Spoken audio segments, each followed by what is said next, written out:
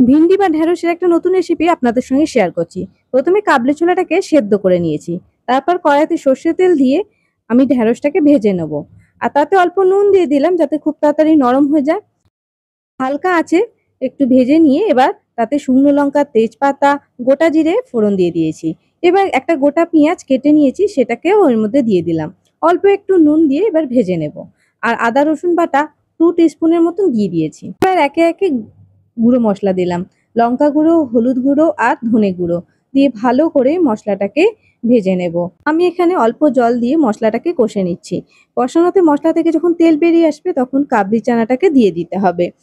কাবলি চানাটাকে খেয়াল রাখতে হবে যে একদম গলে না যায়।